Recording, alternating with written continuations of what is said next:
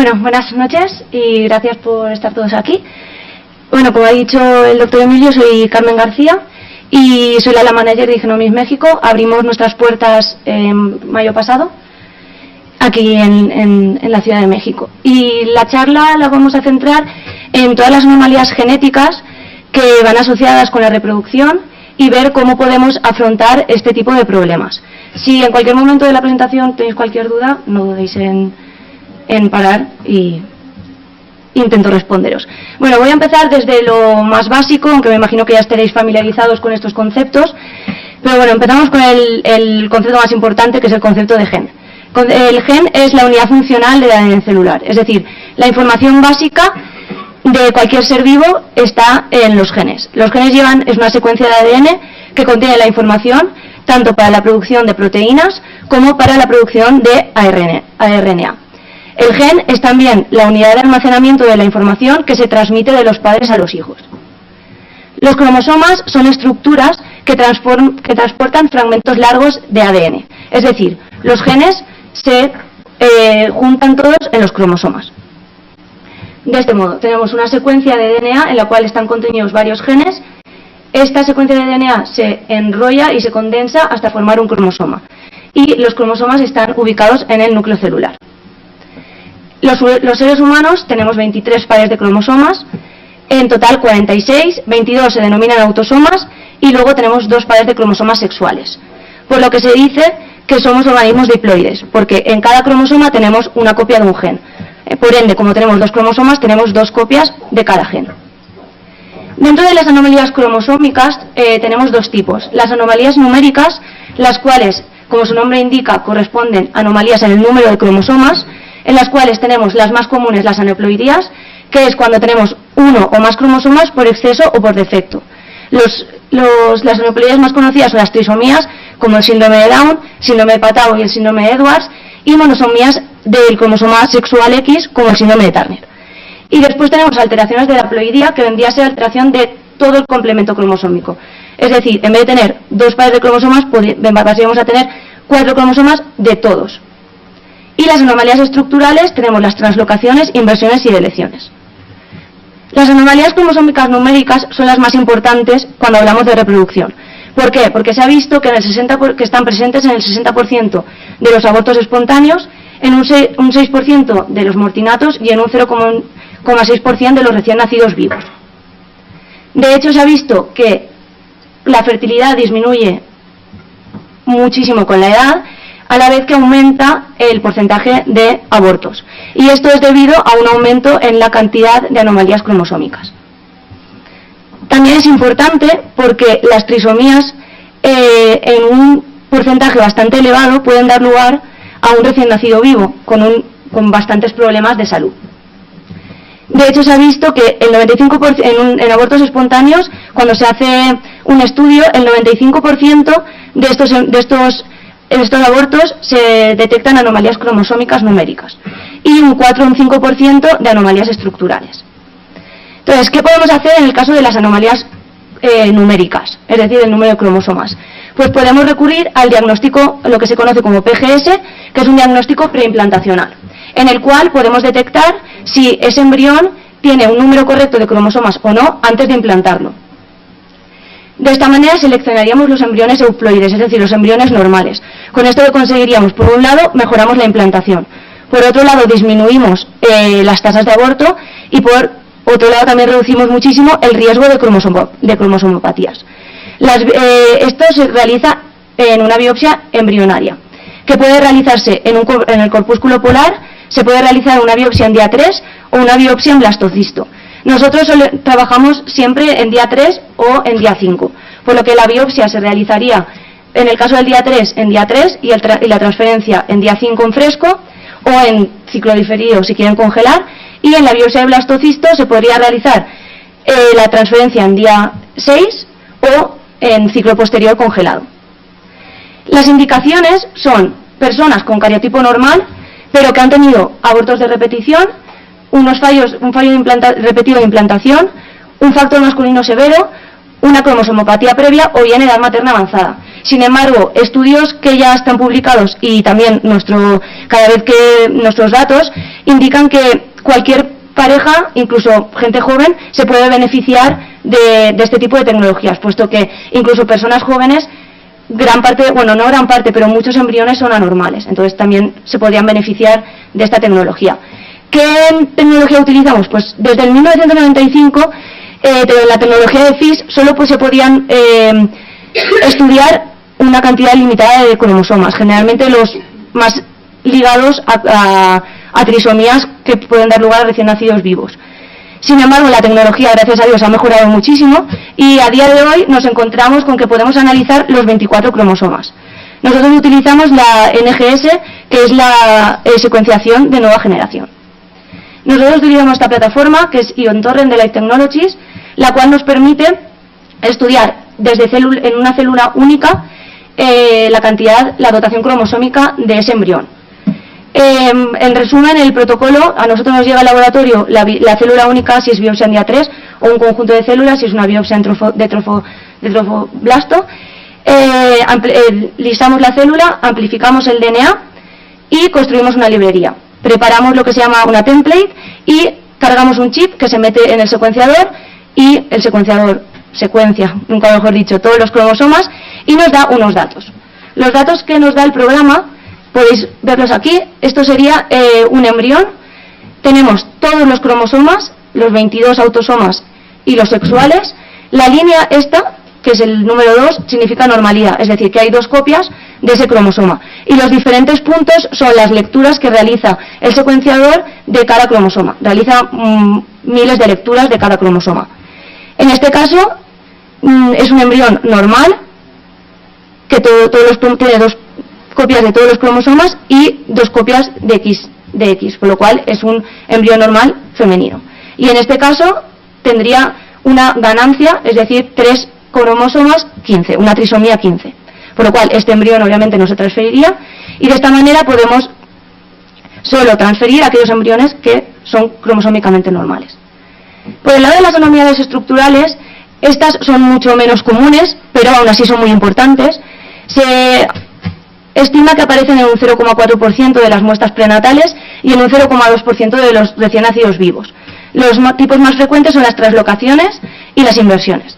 Y las consecuencias reproductivas es que parejas que tienen este problema presentan abortos recurrentes, fallos de implantación y también tienen un riesgo aumentado de tener un recién nacido con anomalías mentales y físicas. Por lo que los padres podrían ser portadores heterocigotos normales, son personas que no tienen ningún problema de salud, porque presentan una anomalía cromosómica balanceada. Pero van a producir unos gametos desequilibrados, lo cual va a dar lugar a embriones con monosomías y con trisomías parciales, que pueden dar lugar a abortos recurrentes, a fallos de implantación o como ya he comentado, recién nacidos con anomalías mentales y físicas.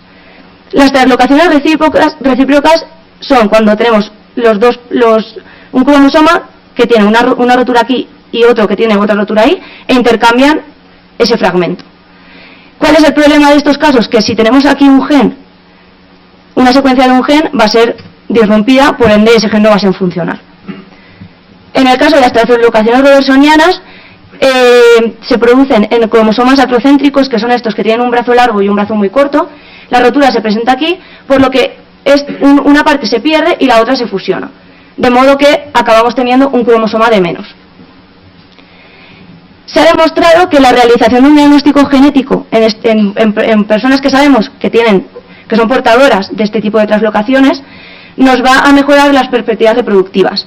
Hay un aumento en la probabilidad de conseguir un embarazo y, lo que es más importante, se reduce hasta de un 90% a un 15% la tasa de aborto. Es por esto que es muy importante, y es algo que no se suele dar, que las mujeres que vienen para hacerse cualquier tratamiento de reproducción se realicen un cariotipo, porque en un cariotipo se puede ver si esa mujer o ese hombre es portador de una translocación que de otra manera no lo sabría. ¿Cómo podemos detectar una vez ya tenemos el embrión y queremos saber si ese embrión tiene la translocación o no? En el caso podemos hacerlo por esta técnica que se llama FIS, en el cual marcamos los 2 cromosomas que están implicados en la translocación uno con un fluoróforo y otro con otro, y entonces en este caso, por ejemplo, tendríamos un embrión que tiene 3 señales del 22, lo cual quiere decir que tiene una trisomía del 22 y luego 2 señales del 15, por lo que sería normal para el 15. Por supuesto, no transferible. Y otra tecnología que nosotros utilizamos son los back arrays, en los cuales lo primero que hacemos es medir el tamaño de la translocación, porque si son muy pequeñas son difíciles de ver, y después realizamos una hibridación y lo que obtenemos es esto. Esto es un trofectodermo en el cual tenemos este embrión es portador de una translocación, vemos una pérdida en el 1 y una ganancia en el 11. Es decir, el 1 ha perdido porque se le ha llevado el 11. Hoy en día estamos intentando validar la misma tecnología que os he comentado para el análisis de anomalías monuméricas, el NGS. Estamos intentando validarlo para poder realizar en el mismo análisis, ver tanto la cantidad de cromosomas como si hubiera algún tipo de translocación. Pero bueno, estamos validando. Y el último tipo de anomalía cromosómica estructural son las inversiones, que es cuando en un cromosoma se realizan hay dos puntos de corte y este fragmento se gira. De modo que tendríamos el mismo problema. Los genes que están aquí y aquí no serían funcionales. Y en este caso, el análisis de embriones se realizaría por la misma tecnología, por FIS o por arrays. Después tenemos las anomalías genéticas, que son aquellas que solo atañen a los genes, no a los cromosomas. Tenemos las alteraciones de un solo gen, son enfermedades causadas por un solo gen que no es funcional, o las alteraciones multifactoriales o poligénicas, que son aquellas en las cuales se juntan tanto factores genéticos como factores ambientales. Las alteraciones de un solo gen se llaman monogénicas. Y tenemos el siguiente panorama. Tenemos los 2 cromosomas que os he comentado y las respectivas copias del gen. Podemos tener un individuo homocigoto, sería aquel que tendría la misma copia aquí que aquí. Y un individuo heterocigoto sería el que tendría una diferente, como podéis ver aquí. Esto es muy importante a la hora de las enfermedades genéticas, porque el A grande sería dominante, es decir, si una de las copias es esta, da igual que ponga aquí, siempre la persona tendría la enfermedad. Por lo que un homocigoto con el dominante sería enfermo, pero un heterocigoto dominante también. Pero en el caso de las recesivas, que sería la A pequeña, para que hubiera enfermedad las 2 copias tendrían que estar mal. En este caso sería un individuo normal. Las enfermedades autosómicas dominantes más importantes son la enfermedad de Huntington, neurofibromatosis y síndrome de Marfan. Y las enfermedades autosómicas recesivas, fibrosis quística, anemia de células falciformes, enfermedad de Tay-Sachs y atrofia muscular espinal. Entonces, en este caso, con que uno de los padres tuviera la enfermedad, los hijos podrían ser afectos. En este caso, los 2 padres tendrían que ser mínimo portadores de la enfermedad. En el caso de las enfermedades ligadas a cromosomas sexuales, la cosa se complica un poco más. Las ligadas al cromosoma X, dominantes, tenemos el escenario de una mujer en el cual esta copia está mal. Al ser dominante, la persona va a tener la enfermedad, ya que da igual que esta copia esté correcta. En el caso del XY, obviamente como no está en el Y la copia del X, va a tener la enfermedad igualmente. Si la enfermedad es recesiva, tenemos 3 escenarios. Por un lado, una mujer en la cual una de las copias está mutada. Esta mujer sería portadora, pero sería sana. En el caso de que las 2 copias estuvieran mutadas, esta mujer sería enferma. Y en el caso de un hombre, como solo tiene una copia, estaría enfermo en cualquiera de las maneras. Y en las enfermedades ligadas al cromosoma Y, con una copia mutada ya tendríamos la enfermedad, puesto que no tenemos los genes en el cromosoma X.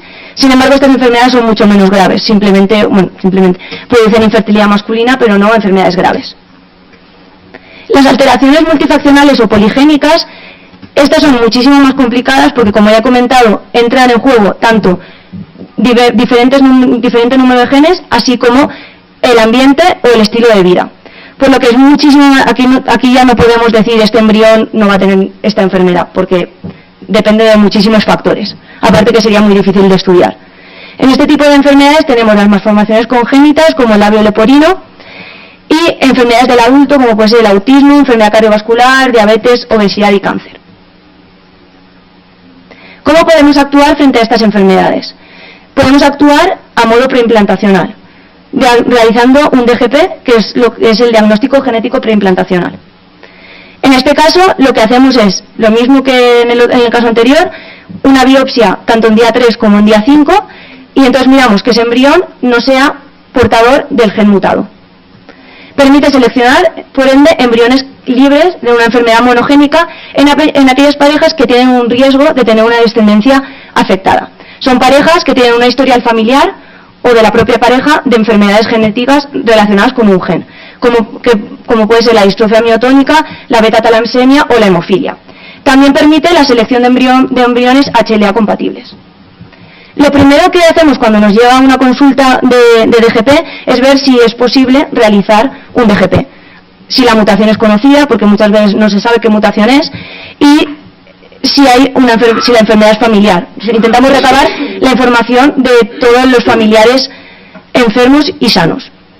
Y también si es aceptable el DGP. Hay casos que porque la enfermedad no es suficientemente grave o porque una de las, al menos la legislación en España dice que para poder realizar un DGP la enfermedad tiene que ser de aparición precoz, no puede ser de aparición cuando tiene 70 años la persona o 50, sino precozmente. Una vez vemos que sí que se puede, damos el visto bueno de que sí que podemos estudiar esa enfermedad, se realiza un pre-DGP.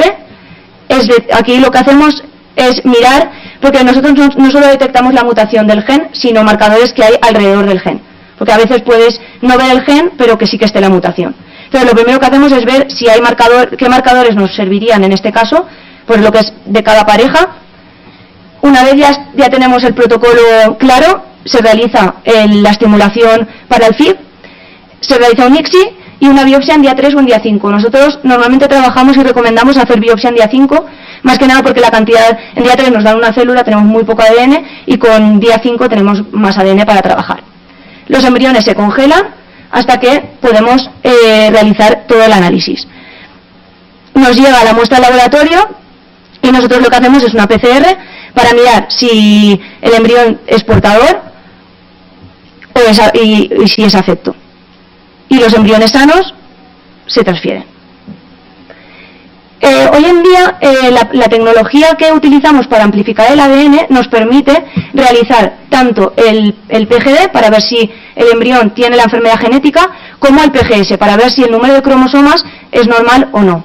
De modo que podemos combinar las dos tecnologías.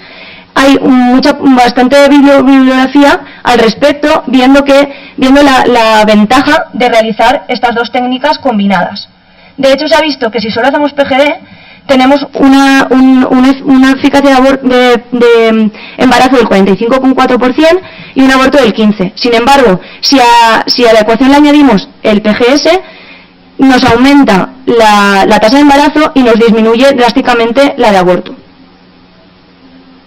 De hecho, en un estudio que realizamos, analizamos 450 embriones, en los cuales hicimos tanto el PGD para las enfermedades monogénicas como el PGS para ver las anomalías cromosómicas. Y vimos que en este caso, por ejemplo, de 450 embriones normales para la monogénica teníamos un 72,4. Sin embargo, de este 72,4 que serían normales, solo el 43,6% eran cromosómicamente normales. Es decir, si no hacemos un PGS, vamos a acabar transfiriendo embriones que a priori son sanos porque no tienen la mutación, pero no son cromosómicamente sanos. Por lo tanto, esto va a dar lugar o a un aborto o, en casos más graves, a un nacimiento con síndrome de Down o alguna otra cosa. Por eso es que nosotros, nuestra recomendación es realizar ambas técnicas conjuntamente. Después tenemos otro test que tenemos, es el Carrier Genetic Test, el CGT. En este test lo que hacemos es estudiar unas 4.000 mutaciones que están asociadas a unas 600 enfermedades genéticas. Estas enfermedades genéticas se dan en 10 de 1.000 recién nacidos vivos. ¿Cuál es el beneficio de realizar esto? Es porque todos nosotros somos portadores de un número de mutaciones, lo que pasa es que no nos genera ningún tipo de problema porque son recesivas. Entonces, a nosotros no nos produce ningún problema, pero si nosotros acabamos teniendo hijos con una persona que es portadora de la misma mutación, entonces vamos a tener un hijo afecto. Como a priori no lo sabemos, lo que nos permite este test es conocer nuestras mutaciones, las de nuestra pareja o las de nuestro donante. Estas muchas clínicas lo que hacen es que el IBI, por ejemplo, al menos en España, todos los donantes entran se hacen este test. Entonces se llama un test de compatibilidad genética. Cuando tú vas a por un donante, te hacen a ti el CGT, ese donante tiene el CGT, entonces ven qué mutaciones tienes tú, qué mutaciones tiene esa persona y si sois compatibles genéticamente. Esto vale tanto como para donantes como para parejas. Las enfermedades que estudiamos, entre otras, son fibrosis quística, atrofia muscular espinal, X frágil, beta-talasemia y sorderas y retinosis. Este test es muy sencillo, simplemente se envía un kit a la clínica, se toma una muestra sanguínea de los pacientes, nosotros recogemos el kit y 30-40 días están los resultados. Una vez ya hemos realizado todo lo que os he contado, que es preimplantacional, pero la mujer ya está embarazada, ¿qué podemos hacer? Pues en este caso tenemos un test denominado NACE, que es un test no invasivo de análisis cromosómico.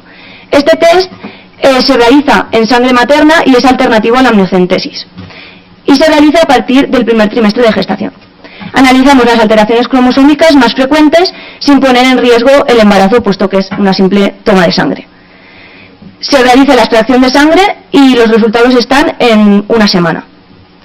¿Qué anomalías detectamos? Tenemos dos tipos de test. Tenemos el NACE.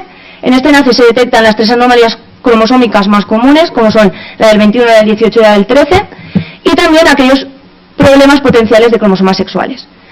El NACE ampliado se mide lo mismo que el NACE, pero aparte tenemos trisomía 9 y 16, porque están muy asociadas con abortos espontáneos en el primer trimestre de gestación, y también diferentes microdelecciones que están asociados con síndromes como el de Angelman y Prader-Willi.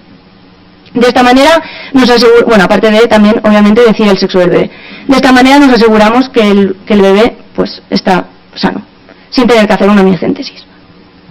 Bueno, muchísimas gracias. Estamos aquí en la Avenida de Las Palmas, así que si en algún momento queréis venir a conocer el laboratorio, estáis todos invitados.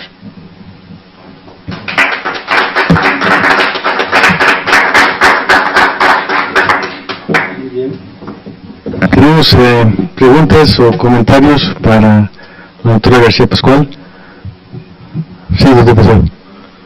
Pues quisiera felicitarla por su brillante exposición, porque pues, realmente muchas veces nosotros nos dedicamos únicamente a inducir ovulación, a llevar a cabo, nosotros desconocemos mucho de esto. Pero si bien es cierto, sabemos que por ejemplo en su país, en España, pues todo esto tiene un costo económico quizás un poco más accesible a la población. Inclusive tengo entendido que muchas de las técnicas de fertilización asistida son autorizadas por el gobierno. No sé, quizás también estas pruebas. No. Ok, aquí en México, ¿qué tan caro puede ser hacer este test? Bueno, depende del test.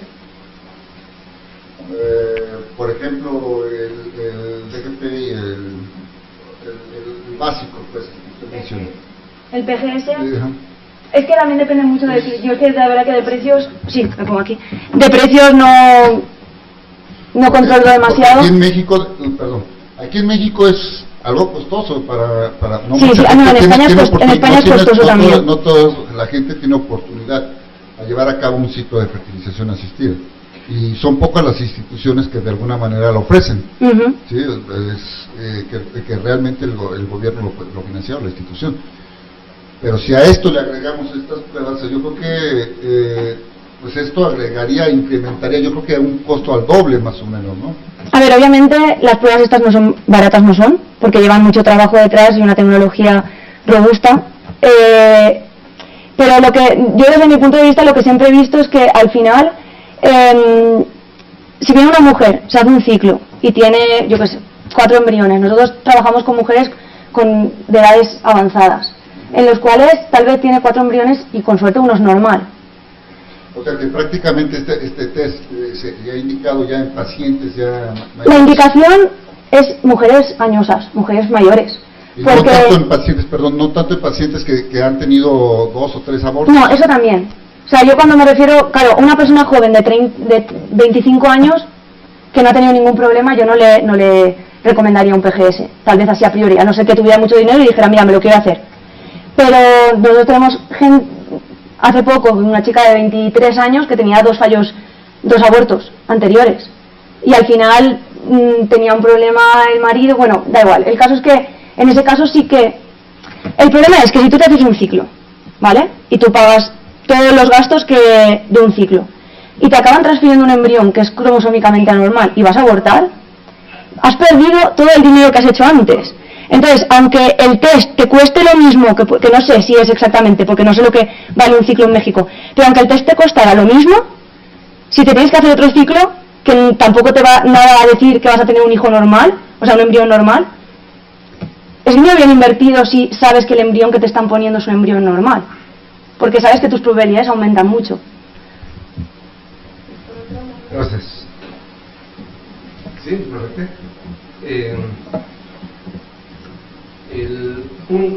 La medicina actual y ya desde hace tiempo es un tanto preventiva, ¿no? Uh-huh. Entonces, la secuenciación del genoma humano de los 25.000 genes, se ha dicho que en unos años más, no sé, 3, 4 años ya va a estar el costo en un tanto $1,000 han calculado. Uh-huh.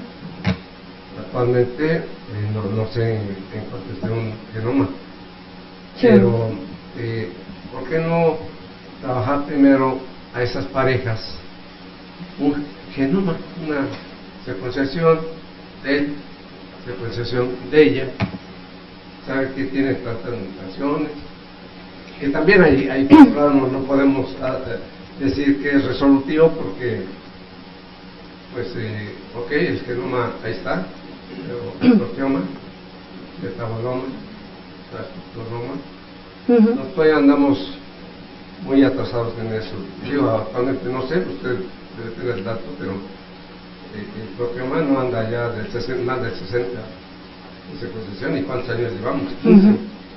Y el genoma en 3 años se completó. Entonces, eso también. Pero sí, la secuencia sí es importante porque ya toda la mutación serían focos rojos. Entonces, una pregunta directa, ¿y ustedes, si trabajan en la secuenciación de un genoma, cuánto sale actualmente con ustedes? Nosotros no hacemos secuenciación de genoma. Te explico por qué. Secuenciar un genoma, a día de hoy, con la tecnología y las herramientas bioinformáticas que tenemos, digamos que al final es esto de cuanta más que tienes mucha información y es peor que tener poca. Me explico.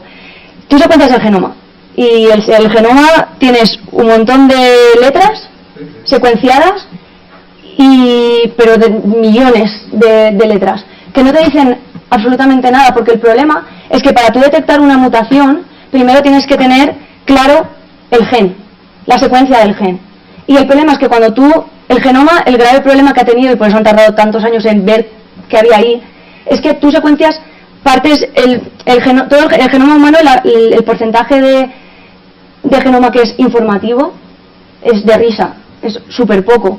El resto aún no sabemos muy bien qué es. Hay parte que le han llamado toda la vida junk DNA, pero luego se ha visto que no es tanto junk DNA porque sí que tiene algo de función. Pero digamos que como al final se llegó a un consenso que era la parte del genoma que codifica proteínas es lo que nos interesa, porque cualquier mutación en una proteína va a generar un problema en el individuo que la aporte.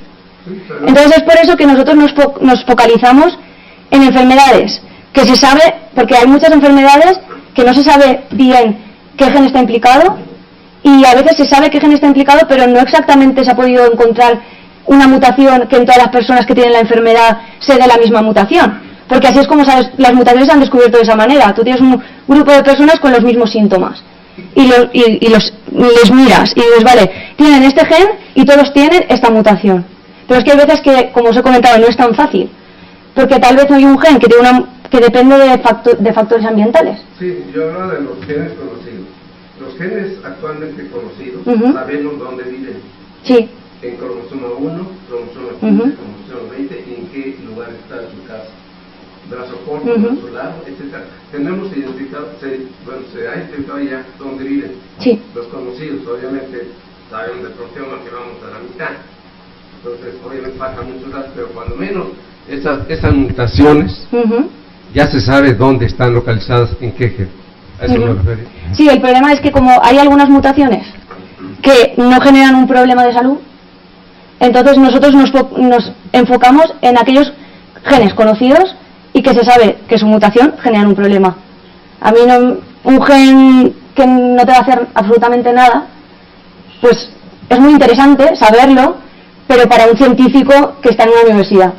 Pero para nosotros, que lo que hacemos es intentar buscar una utilidad. A un paciente de nada le sirve que yo le diga, mira, tienes una mutación en el gen CTR, ¿y eso qué pasa? Nada. Me va a decir, ¿y a mí qué más me da? A mí me importa el de la fibrosis quística, el de... ¿sabes? Es por eso que nosotros no hacemos, porque aparte, el cuanto más genes secuencias, obviamente, más caro es. Entonces, al final, esto es buscarlo. Nuestro departamento de I+D hace lo que tú dices.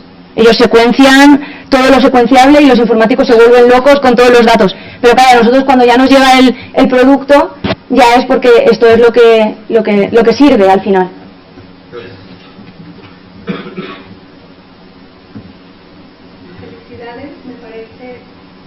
Felicidades, me parece tecnología de punta. Qué bueno que la tenemos ya aquí. ¿Cuánto cuesta un ciclo de fertilización in vitro? ¿Cuánto cuesta el desgaste emocional en una pareja y en la mujer el no tener implantación, o el tener una pérdida, un aborto, o el tener un hijo afectado? Entonces creo que es una inversión que vale la pena en cuanto a costo-beneficio y el riesgo. Ojalá lo hubiera tenido muchas veces. ¿Cuántas se han hecho más de un ciclo? 4, 6, 8 ciclos. He visto quienes lo han hecho y no han logrado. Entonces, avanzar es precioso. Muchas gracias.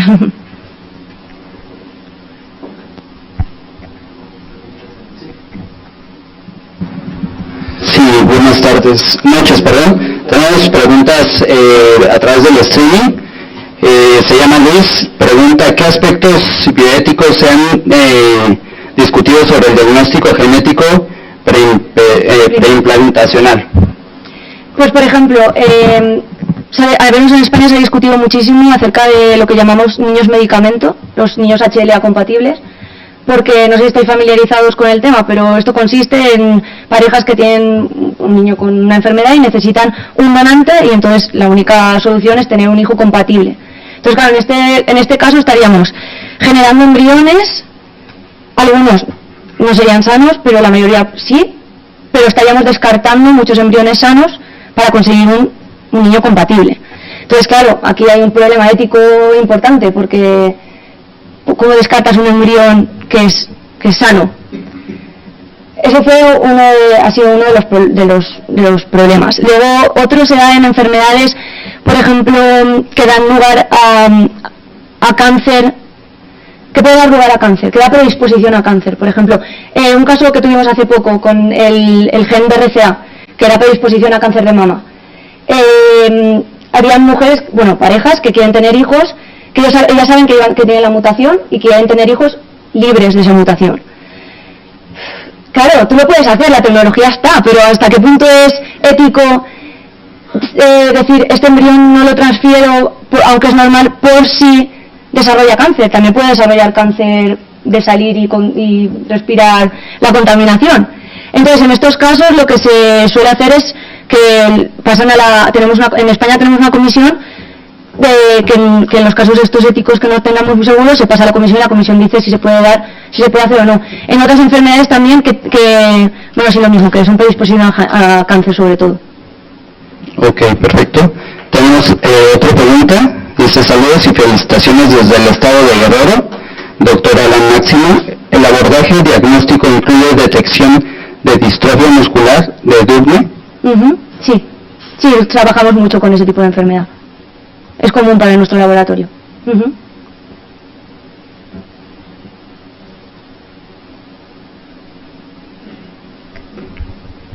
Buenas noches, felicitaciones por la presentación. Yo te quiero preguntar, ¿qué porcentaje de pacientes, si tienes tú el dato, que hacen un PGD o un PGS en el mundo tienen un cariotipo previo, o sea, la pareja? Pues no tengo, la información no la tengo, pero muy pocos, seguramente. Aquí en México, creo que nos ha llegado una persona que tenía cariotipo, no nos han llegado apenas. En España intentamos obligar un poco, bueno, obligar tampoco, pero forzar un poco a las clínicas a que los lo hagan, pero más que nada porque al final es beneficioso para todos. Te explico con un ejemplo.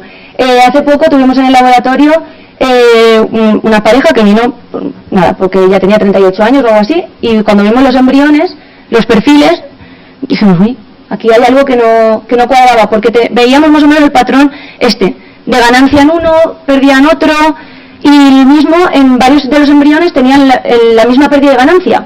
Entonces dijimos, esto tiene toda la pinta de una translocación. Las parejas no tenían cariotipo, obviamente.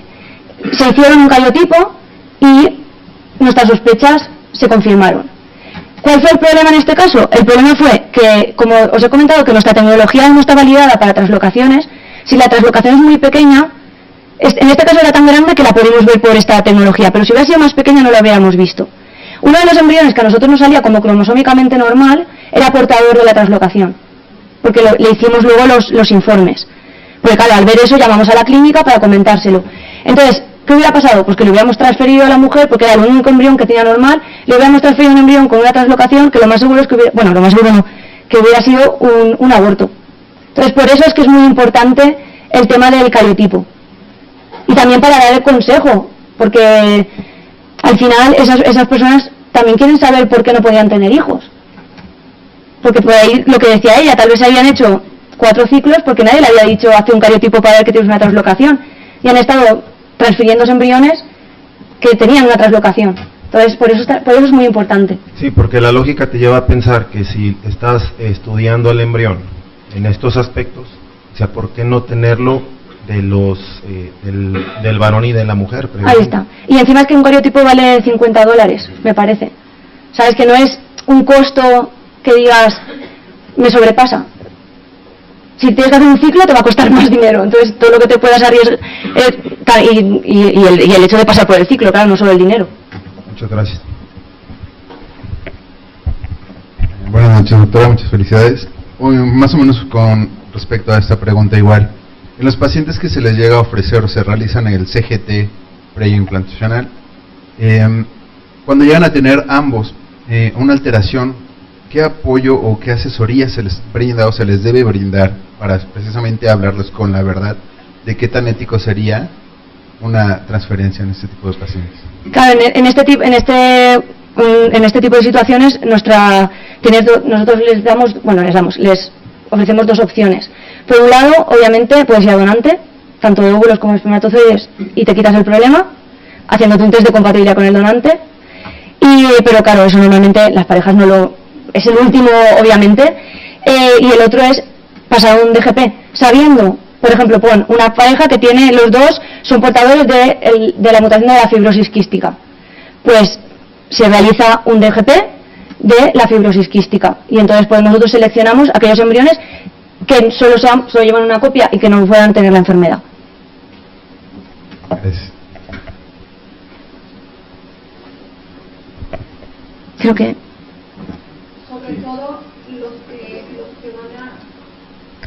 Sobre todo los que van a tener transferencia de embriones de donación de gametos, porque ahora también se hace donación de óvulos y de espermatozoides.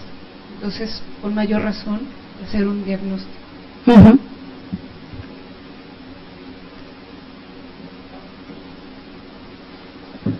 Muy bien, pues muchas gracias. De nuevo un aplauso a nuestra invitada. Y con eso cerramos esta sesión ordinaria, la transmisión también en vivo, y los invitamos a un brindis, un vino de honor. Muchas gracias.